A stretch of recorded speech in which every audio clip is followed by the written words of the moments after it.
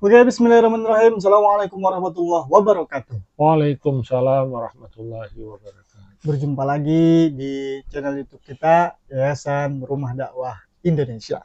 Bincang-bincang pagi ini, kali ini kita akan ngobrol tentang liberal. Nah, seperti apa liberal itu, nanti turun-turun-turunannya, penyebab-penyebabnya, dan apa patal-patal dari pemikiran yang liberal ini. Langsung saja kita sudah bersama Ketua Pembina Yayasan Rumah Dakwah Indonesia, Ustadz Hoel. Selamat pagi Ustadz. Selamat pagi. Pakai assalamualaikum. Ini salah satu ke- Oke, Ustadz, ini kita tadi sudah membahas tentang salah satu penyakit yang berbahaya bagi pemikiran. iya, Dan ini juga kita akan membahas tentang pola pikir yang salah. iya, Nah, menurut Ustadz kira-kira apa sebenarnya liberal itu? iya. Assalamualaikum warahmatullahi wabarakatuh. Waalaikumsalam. Alhamdulillah wassalatu wassalamu ala Rasulillah wala haula wala quwata illa billahi al-aliyyil azim. Jadi Ustaz Indra, diskusi pagi hari ini kita awali dengan memahami ya makna ayat pada surah Ali Imran ayat 190 sampai dengan 191. A'udzubillahi minasyaitonirrajim. Bismillahirrahmanirrahim. Inna fi khalqis samawati wal ard wahtilafil laili wan nahari la ayati liulil albab alladzina yadhkurunallaha qiyaman wa qu'udan wa 'ala junubihim wa yatafakkaruna fi khalqis samawati wal ard. Rabbana ma khalaqta hadza batila subhanaka faqina adzabannar. Jadi di dalam surah Al Imran ayat 190 sampai dengan ayat 191 itu Allah mengatakan sesungguhnya penciptaan langit dan bumi silih bergantinya siang dan malam menunjukkan tanda-tanda orang yang berakal. Bagaimana kategori orang yang berakal itu? Adalah orang-orang sentiasa pada saat dia berdiri, pada saat dia duduk, pada saat dia berbaring, senantiasa memikirkan tentang ciptaan Allah itu. Begitu indahnya ciptaan Allah itu, begitu serasinya, begitu selarasnya antara ciptaan Allah yang bersifat bisa dilihat oleh kasat mata maupun ciptaan Allah yang tak bisa dilihat oleh kasat mata. Berarti harus digunakan dengan pengetahuan yang sangat mendalam. Nah, oleh sebab itu, kategori orang ulil albab itu dia berdoa, Rabbana ma khalaqta hadza batila subhanaka faqina adzabannar. Maha suci Allah yang telah menciptakan alam semesta ini bukan dalam keadaan tidak sia-sia. Dan seraya berdoa, ya Allah, hindarkanlah hamba ini dari sifat-sifat kebatilan dan hindarkanlah hamba dari siksaan api neraka. Nah, itu dasarnya Ustaz Indra. Jadi melanjutkan diskusi kita terdahulu bicara tentang cancer epistemologi. Ini turunan berikutnya adalah pemahaman kita tentang apa itu liberalisme pemikiran. Jadi kalau kita bicara tentang liberalisme pemikiran, ini saya ingin mengawali ya ketika maraknya paham liberalisme ini muncul, maka akan muncullah satu fatwa Majelis Ulama Indonesia itu kalau nggak silap itu di bulan Juli tahun 2005.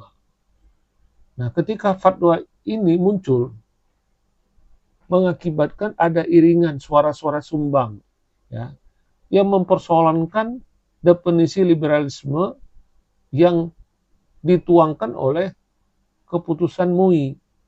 Maka muncullah tuduhan-tuduhan bahwa MUI tidak memahami apa itu liberalisme. Jadi, Ustaz Indra, istilah liberalisme itu sesungguhnya berasal dari bahasa Latin.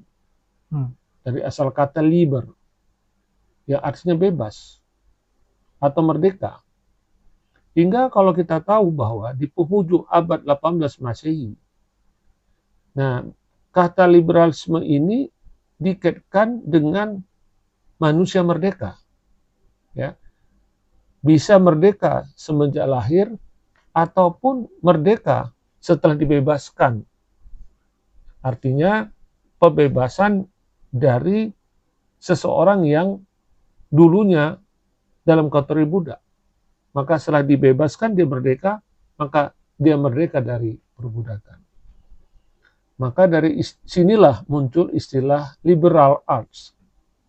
Yang arti liberal arts itu adalah ilmu yang berguna bagi dan sepatutnya dimiliki oleh setiap manusia yang merdeka. Nah, yaitu ilmu apa saja? Itulah ilmu aritmetika, ilmu geometri, dan ilmu retorika. Ketiga ilmu ini biasa disebut trivium, dasar pengetahuan. Maka pakar sejarah Eropa ini biasa menunjukkan satu semboyan yang diambil dari revolusi Prancis di tahun 1789 Masehi. Adanya kebebasan, kesetaraan, dan persatuan sebagai sebuah piagam agung liberalisme modern itu. Nah, sebagaimana diungkapkan oleh seorang ahli, jadi prinsip liberalisme katanya yang paling mendasar ialah satu pernyataan bahwa tunduk kepada otoritas apapun namanya adalah bertentangan dengan hak asasi, bertentangan dengan kebebasan, dan bertentangan dengan harga diri manusia. Yakni otoritas yang akarnya, aturannya, ukurannya, dan ketetapannya adalah di luar dirinya. Nah, itu tadi dia. Maka di sini kita mencium adanya bau sofisme dan relativisme, ya ala falsafah Protagoras yang mengajarkan, jadi Protagoras itu mengajarkan bahwa manusia itu adalah ukuran dari segala-galanya. Maka ini adalah merupakan sebuah doktrin yang kemudian dirayakan oleh para penganut nihilisme, ya semacam Nietzsche. Jadi Nietzsche ini adalah penganut paham nihilisme. Nah, paham ini adalah anak kandung dari paham humanisme yang terjadi pada reformasi abad ke-15 dan abad 16 Masehi. Selanjutnya liberalisme ini dikembangkan oleh para pemikir cendekiawan barat seperti John Locke. Ya, John Locke ini kan termasuk seorang filosof barat. Ya, termasuk Dave Hume itu dari Inggris. Nah, dari Prancis Debussy, Rousseau, dan Diderot. Nah, kalau dari Jerman itu Lessing dan Immanuel Kant. Jadi gagasan ini banyak sebetulnya diminati oleh elit-elit terpelajar dan bangsawan yang ingin adanya kebebasan berpikir tanpa batas. Kebebasan berpikir tanpa batas, itulah yang disebut dengan berpikir secara rasionalitas.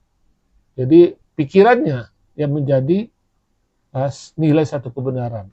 Nah, sebagaimana dinyatakan oleh ya Germain de Stael, ya dalam sebuah karyanya, dia menyatakan bahwa kaum liberal itu menuntut kebebasan individu yang seluas-luasnya, menolak klaim pemegang otoritas Tuhan, dan menuntut penghapusan hak-hak istimewa gereja maupun raja. Maka pada zaman pencerahan, kaum intelektual ya dan politisi Eropa menggunakan istilah liberal itu untuk membedakan diri mereka dari kelompok lain. Jadi sebagai adjektif, maka kata liberal itu dipakai untuk menunjukkan sikap anti feodal, ya, anti kemapanan, rasional, bebas, merdeka, atau biasa disebut independen, berpikir luas, lagi terbuka, atau biasa disebut open-minded. Dan oleh karena itu, ya, kehebatan sesuatu akan muncul dari cara berpikir yang diinginkan kaum liberalisme. Oleh sebab itu selanjutnya, bagaimana liberalisme, konsep liberalisme ini bekerja dalam ranah politik. Nah, maka sistem dan kecenderungan yang selalu berlawanan dan menentang sifat sentralisasi dan absolutisme kekuasaan. Maka muncullah konsep, nah dulu negara kerajaan, sehingga berubah menjadi negara republik-republik. Ya, nah sekali lagi negara-negara yang bersifat republik itu menggantikan sistem kerajaan yang tidak terlepas dari liberalisme. Jadi kerajaan itu adalah sistem liberalisme. Yang dulunya adalah otoritarianisme, ya masyarakat liberalisme ingin merubah agar adanya kebebasan. Ini yang diinginkan oleh kelompok liberalisme. Nah, sementara di bidang ekonomi, nah liberalisme itu merujuk pada pasar bebas, ya, di mana intervensi pemerintah dalam perekonomian yang bersifat liberal itu dibatasi, bahkan kalau bisa itu ditiadakan sama sekali. Nah, oleh sebab itu maka konsep liberalisme ini identik dengan konsep kapitalisme.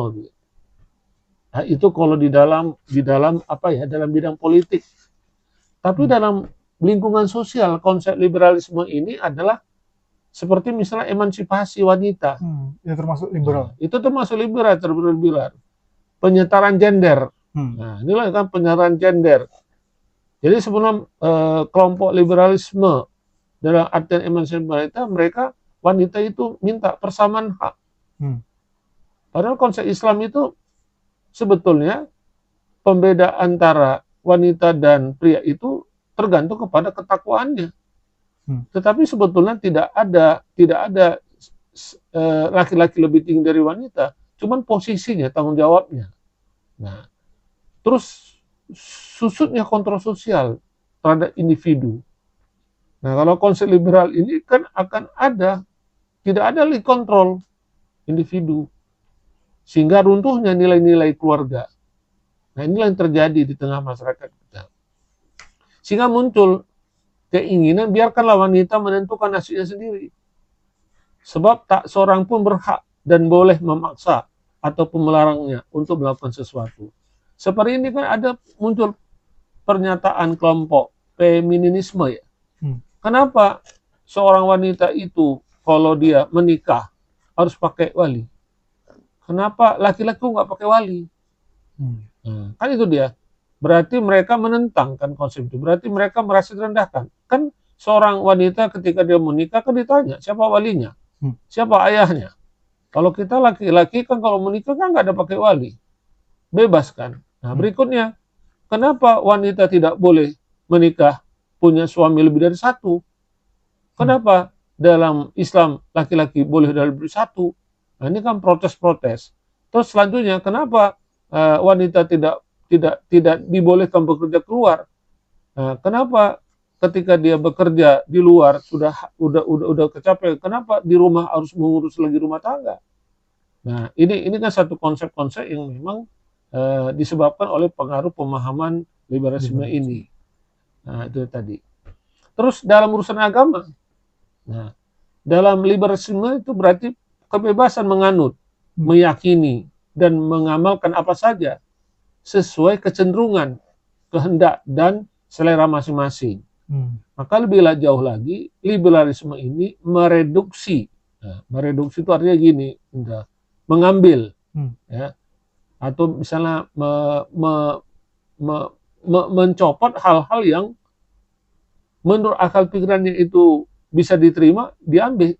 Tapi kalau hal-hal yang bisa merugikan dia tolak. Ya kan dia. Ya, jadi mereduksi agama tidak lagi merupakan sebuah urusan keseluruhan. Negara tidak boleh campur tangan dalam hal itu. Kenapa? Karena itu menjadi urusan milik pribadi. Itu tadi dia. Sama halnya kayak berarti peraturan agama yang ini cocok diambilnya. Iya, ambilnya. Cocok udah buangnya. Nah, seperti kalau bisa merugikan dirinya ya udah. Mau dia. Nah, contoh misalnya. Ya sebetulnya kan kalau kita mau jujur ya, konsep ekonomi yang dikemukakan oleh teori Barat itu kan bertentangan dengan konsep Islam ya. Islam kan bicara tentang wakaf. Nah, wakaf itu tidak ada riba. Kalau ekonomi kapitalis itu kan riba. Yang kaya makin kaya, yang miskin makin miskin. Nah, ini tadi dia. Nah, berikut di dalam urusan agama, konsep amar ma'ruf maupun nahi mungkar bukan saja dinilai tidak relevan, bahkan dianggap bertentangan dengan semangat liberalisme. Padahal di dalam Al-Quran kan jelaskan bahwa ya Allah mengatakan wal takum minkum ummatu yad'una ilal khair wa ya'muruna bil ma'ruf wa yanhauna 'anil munkar. Hendaklah Anda di antara kalian, ya kan? Ya, hendaklah ada di antara kalian melakukan kebaikan. Kebaikan. Jadi kebaikan itu mencegah kemungkaran. Jadi kemungkaran itu tidak akan terjadi kalau program kebaikan itu dilaksanakan. Berarti kan pencegahan itu lebih utama daripada pengobatan. Nah, tetapi dalam semangat liberalisme ini ditentang. Nah, contoh ya, asal tidak merugikan pihak lain, orang yang berzina itu tidak boleh dihukum karena kalau suka sama suka. Ya, apa dilakukan tadi saya katakan suka sama suka. Maka menurut prinsip liberalisme ini, karena menggusur peran agama dan otoritas wahyu dari wilayah politik, ekonomi maupun sosial, maka tidak salah jika liberalisme dipadankan dengan sekularisme. Jadi sekularisme ini ya asal itu adalah konsep liberalisme. Sekularisme ini kan satu pemahaman bahwa tidak ada campur tangan persoalan kehidupan kehidupan manusia dengan kehidupan nanti di agama di akhirat. Padahal agama itu kan memandu kehidupan kita di akhirat. Apalagi di dalam konteks Islam kan kita kan selalu berdoa ya. Berdoa itu kan ada 3 hal yang kita minta. Rabbana atina fid dunya hasanah. Kita minta keselamatan di dunia. Dan kita juga minta keselamatan di akhirat. Wa fil akhirati hasanah. Tetapi kedua keselamatan itu kita harapkan tapi tidak melanggar rambu-rambu yang ditetapkan oleh Allah. Ya. Wa qina adzabana, supaya kita tidak mendapatkan siksa di api neraka. Nah, dari mana awal berkembangnya konsep liberalisme ini? Jadi ini kita harus ketahui, Bang. Jadi liberalisme ini berkembang ini di kalangan Protestan, ya. Namun belakangan wabah liberalisme ini juga menyebar di kalangan Katolik. Jadi tokoh-tokoh Kristen liberal semacam Benjamin Constant, dia menginginkan agar pola hubungan antara institusi gereja, pemerintah dan masyarakat itu ditinjau ulang dan diatur lagi. Mereka juga menuntut reformasi terhadap doktrin-doktrin dan disiplin yang dibuat oleh pihak gereja Katolik di Roma agar disesuaikan dengan semangat zaman yang sedang dan terus berubah ini. Maka doktrin dan disiplin itu diharapkan turut berubah. Jadi doktrin dan disiplin itu diharapkan turut berubah agar apa? Agar sejalan dengan prinsip-prinsip liberal dan tidak bertentangan dengan sains yang meskipun anti Tuhan tapi dianggap benar. Nah, selanjutnya di dunia Islam. Jadi virus liberalisme ini telah masuk di kalangan cendekiawan yang konon dianggap sebagai pembaharu atau sudah mujadid. Jadi mereka-mereka yang telah menjadi liberal itu antara lain seperti Rifat At-Tahtawi.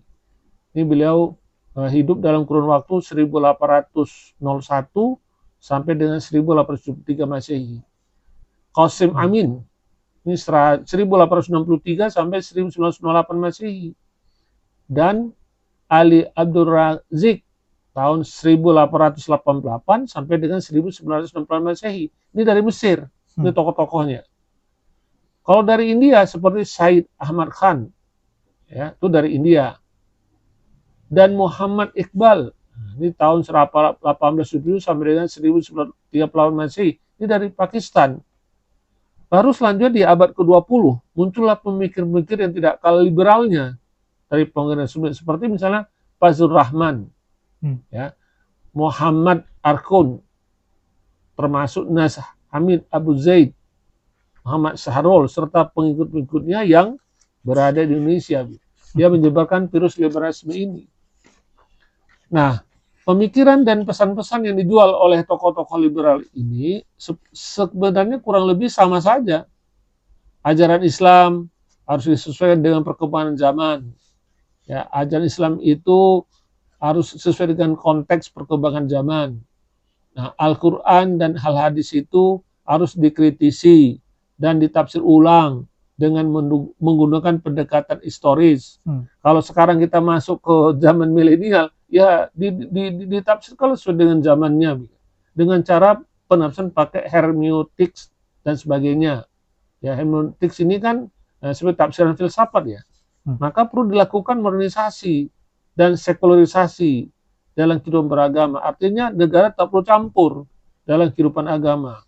Padahal kehadiran negara itu adalah dalam rangka mengharmonisasikan kehidupan umat beragama. Contoh misalnya, contoh ya Ustaz Indra, ini sederhana ya.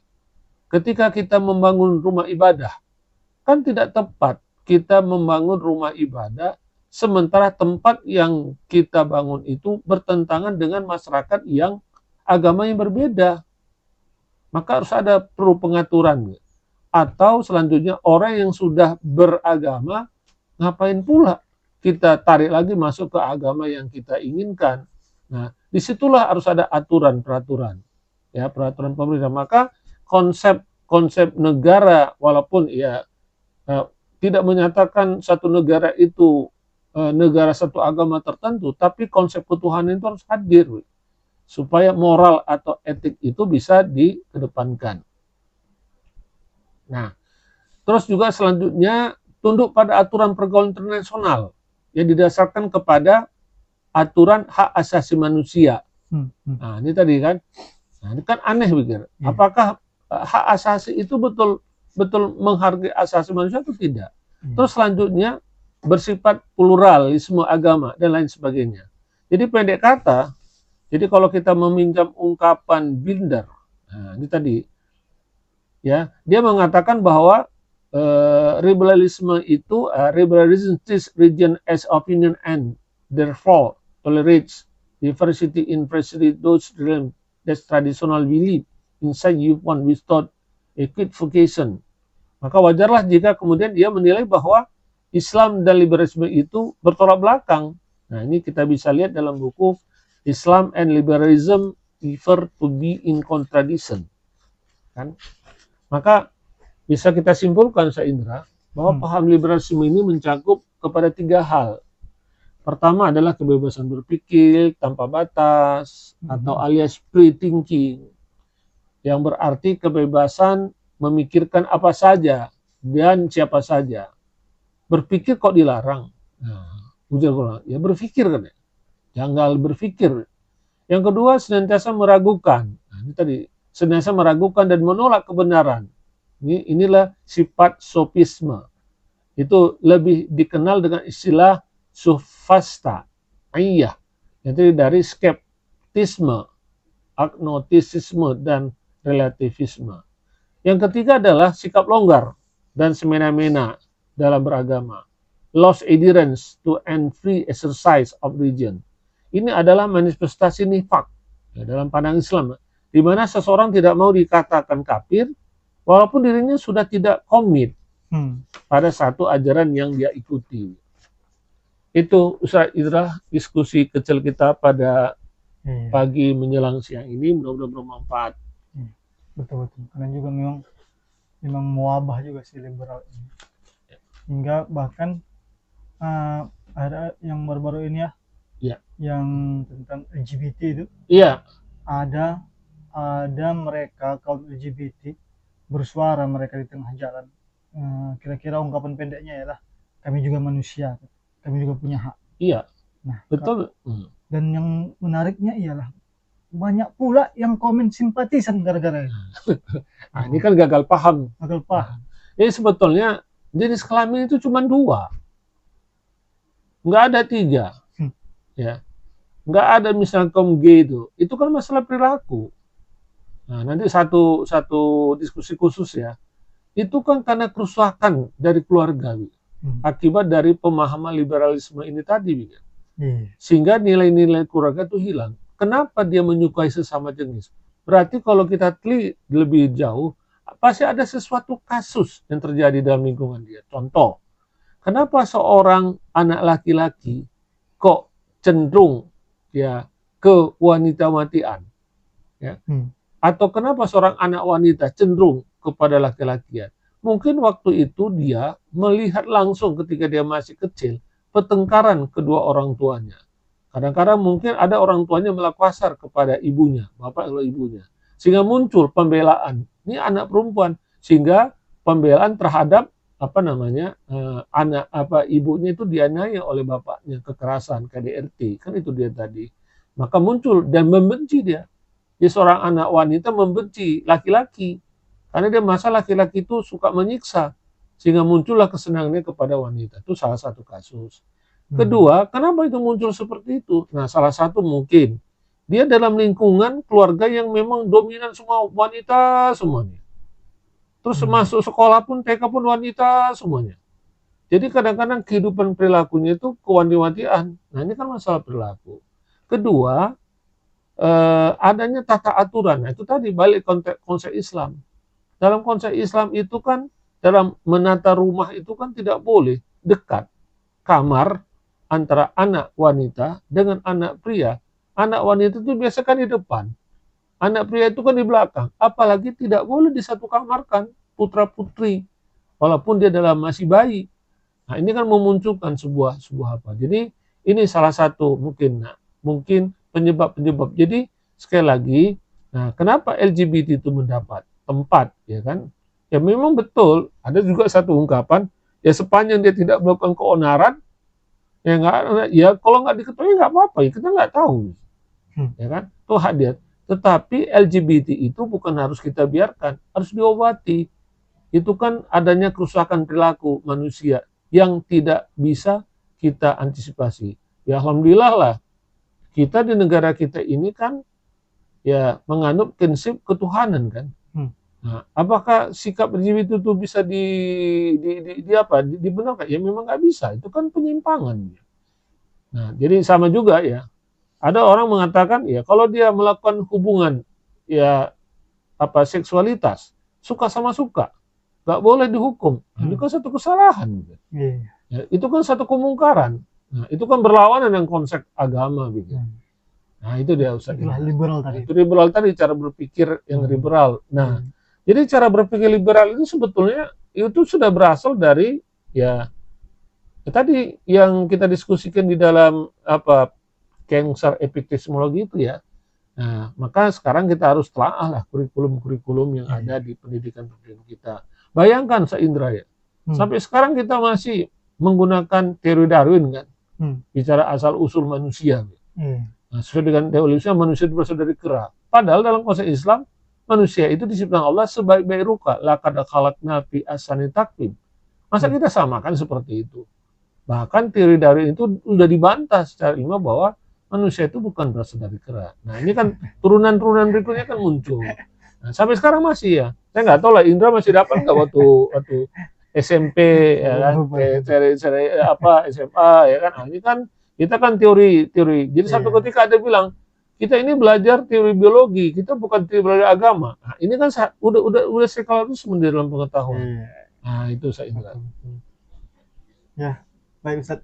Mungkin itu saja pemirsa bincang-bincang kita kali ini terkait tentang liberal. Mudah-mudahan kita semua, keluarga, sanak saudara terbebas dari pemikiran-pemikiran seperti ini. Kalau mau bebas berarti kita harus menggantungkan wahyu ya. Wahyu di atas segala-galanya. Di atas pemikiran kita. Tak boleh bebas-bebas. Nanti payah nanti. Jadi itu saja mungkin dari kita di sini. Assalamualaikum warahmatullahi wabarakatuh. Waalaikumsalam warahmatullahi wabarakatuh.